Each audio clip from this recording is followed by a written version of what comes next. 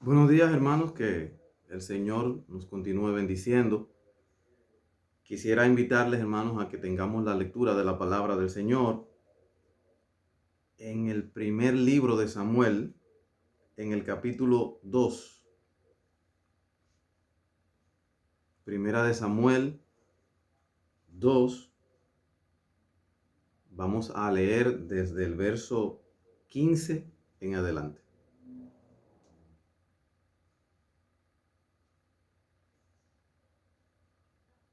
Dice así la palabra del Señor. Asimismo, antes de quemar la grosura, venía el criado del sacerdote y decía al que sacrificaba: da carne que asar para el sacerdote, porque no tomará de ti carne cocida, sino cruda. Y si el hombre le respondía: quemen la grosura primero y después toma tanto como quieras, él respondía: no, sino dámela ahora mismo. De otra manera, yo la tomaré por la fuerza. Era pues muy grande delante de Jehová el pecado de los jóvenes, porque los hombres menospreciaban las ofrendas de Jehová. El menosprecio es un tema reiterado y tratado en las Sagradas Escrituras. En el caso del maná en el desierto, Dios dijo que pedir algo diferente o hastiarse de lo que Él estaba ofreciendo como alimento era haberle menospreciado. En el caso de el rey David, cuando pecó con Betsabé y tomó a esa mujer de Urías el Eteo, también la palabra del Señor se refirió a él diciendo que había menospreciado al Señor, a su palabra, a su mandato, a su presencia. El menosprecio es un tema muy peligroso. En la lectura que nosotros acabamos de leer, finaliza precisamente hablando del menosprecio. Y este menosprecio que vemos en este texto es calificado como un gran pecado. Este menosprecio que vemos aquí es aún más peligroso conforme a lo que dice el texto de la palabra del Señor. Porque era un menosprecio provocado por actitudes de otra persona. Y era un menosprecio provocado por la actitud, la actuación de otras personas, pero hacia las ofrendas del Señor.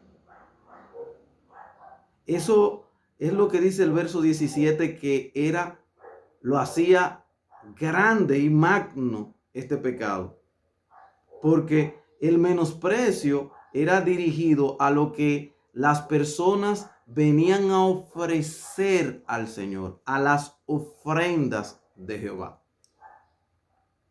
Y al decir la palabra este gran pecado y al decir la palabra del menosprecio hacia la ofrenda, tuve mucho temor al reflexionar en esta lectura y pensar de cómo todos nosotros debemos de cuidarnos de que nuestras acciones o actitudes no inviten a las personas a menospreciar las ofrendas del Señor. Lo que cada creyente, cada adorador viene a presentar al Señor.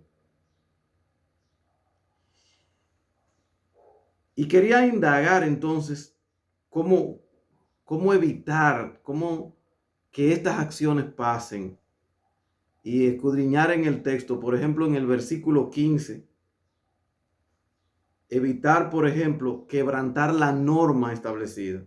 Dice la primera parte del versículo 15, asimismo, antes de quemar la grosura, venía el criado y decía al que sacrificaba, da carne que asar para el sacerdote.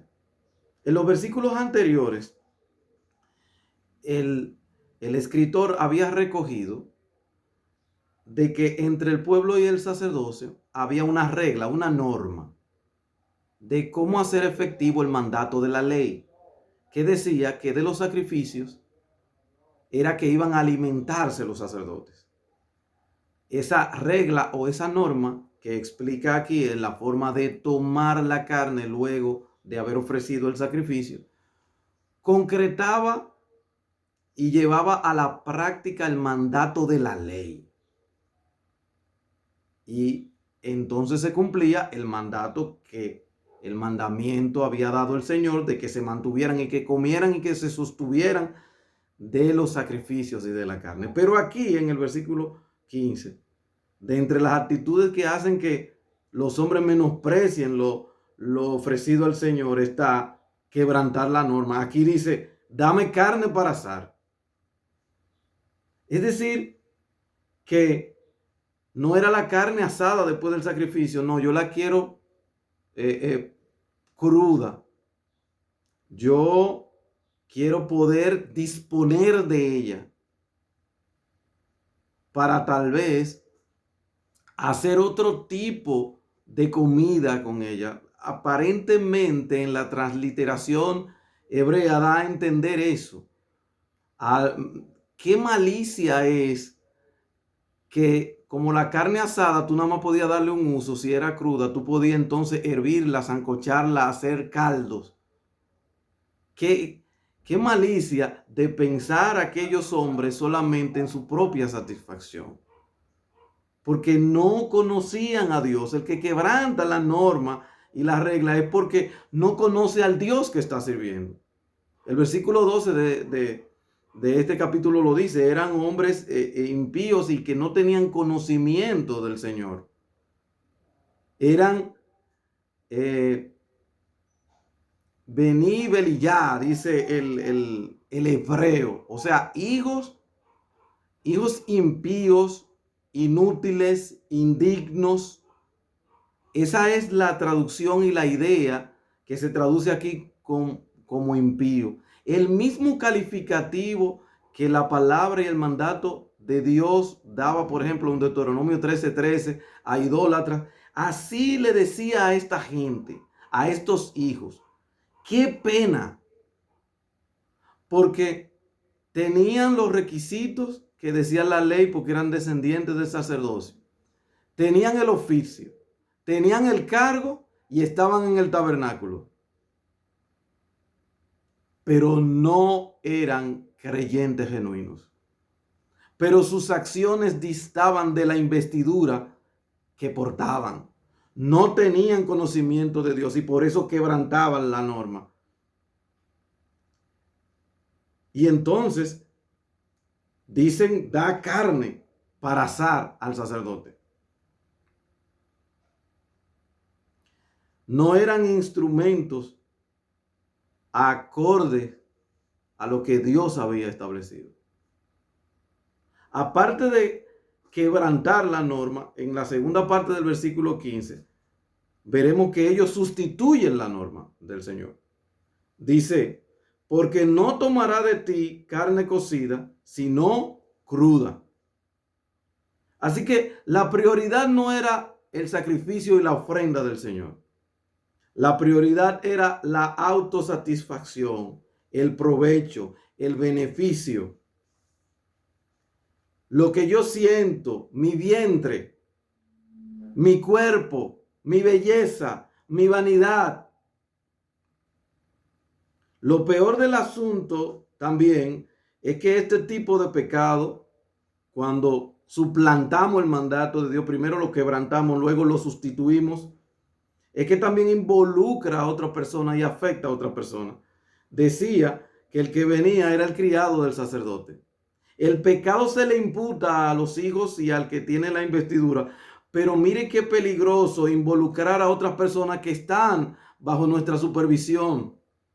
bajo nuestra sujeción, también participaban en la actitud negativa hacia el Señor, porque también eran beneficiados. Los criados y ellos comían de esto.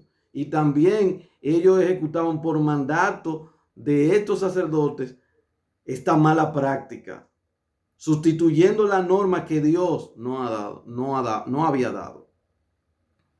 Y aparte de quebrantar la norma, sustituir la norma como hemos visto, entonces vemos en el versículo 16 que también imponían a la fuerza la nueva norma. Dice el verso 16, y si el hombre le respondía, queme la grosura primero, es decir, todavía parece un intento en el que viene a ofrecer al Señor de cumplir el mandato, de lo que Él ha preparado con mucho ahínco y de corazón, que viene a ofrecerlo no a los hombres, no a los que están alrededor, aunque era en el tabernáculo de reunión, era a Dios y al Señor que se traen las ofrendas, no para las otras gentes. Y después toma tanto como quieras. Continúa diciendo el versículo 16. Él respondía, no, si no, dámela ahora mismo. De otra manera, yo la tomaré a la fuerza. Llega un momento cuando estamos tan desenfocados del Señor que no solamente violamos las normas, las sustituimos por otras y luego somos tan rebeldes a Dios que queremos imponerla a la fuerza, con violencia, con ira, con enojo, con rebeldía. Estas personas estaban usando la autoridad que Dios le había dado para abusar de ella. ¿Y cuál es la consecuencia de esto? El versículo 17. Era pues muy grande delante de Dios el pecado de estas personas neófitas y con poco conocimiento de la persona del Señor y de sus mandamientos, porque los hombres entonces menospreciaban, naas, es decir, esa palabra ahí, menosprecio y aborrecer. Las personas comenzaron no solamente a tener poca estima de la ofrenda del Señor, comenzaron a aborrecerla. La gente comenzó a decir, yo no voy a ofrendar nada para el Señor, yo no voy a preparar nada para el Señor, porque el trato que se le está dando es totalmente carnal y humano. Yo no quiero volver a ese tabernáculo a ofrecer más ofrendas. Y el Espíritu Santo dice que por eso era grande el pecado de estos hombres. Todas estas palabras, hermanos, la hemos querido hablar para que todos, comenzando desde quien le habla, tengamos el sentir de que el valor de lo que nosotros le damos a lo que le traemos el Señor no es lo que digamos sobre ello. No es lo que digamos, esto es santo, esto es sagrado, no. Es lo que hagamos con eso, lo que demuestra si nosotros le estamos dando la santidad, la reverencia y el honor que merece. No es lo que digamos, como lo hemos dicho y como lo han dicho todos los expositores de la palabra. No es teoría, es práctica. ¿Tengo en prioridad lo del Señor o a mi satisfacción o a mi vientre? ¿A qué invitamos con nuestras acciones? ¿A que la gente se acerque a ofrecer a Dios, a adorar a Dios, o a que la gente se aleje de Dios? La ofrenda es algo de valor que traemos para ofrecerlo delante de Dios.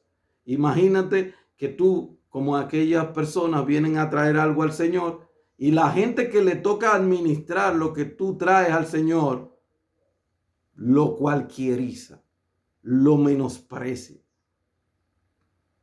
Yo creo que debemos en todos los aspectos de nuestra vida, cuidarnos de esa actitud que en Primera de Samuel condena de estos hombres. Si traemos Cualquier cosa que traigamos al Señor, sea material, física, sea una oración, sea una alabanza, sea una palabra, eso debemos de darle el carácter santo, el carácter de ofrenda al Señor. Y son todas nuestras acciones como creyentes y como pueblo que deben de evidenciar eso. No es decirle al Señor de labios te amo cuando las cosas de Él quedan en un segundo o tercer plano. Debemos de cuidar nuestros corazones para que nuestras satisfacciones y sentimientos no sean la prioridad cuando estamos en comunión y adorando al Señor. Cuidémonos y démosle una ofrenda completa al Señor.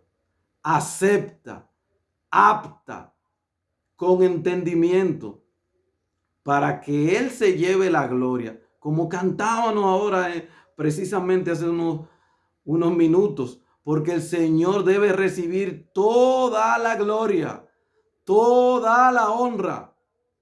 No mi apariencia física, no mi vientre, no mis sentimientos. Eso no es lo que debe de recibir el primer lugar. Mi comodidad, mi confort, pero de labio hablo bonito. Que Dios nos ayude a alabarle y glorificarle y a que todo lo que hagamos sea una ofrenda acepta al Señor, incluyendo nuestras palabras y nuestra presencia en esta reunión, que sea una ofrenda para gloria y honra de Él. Hermanos, Dios nos bendiga y nos siga guiando.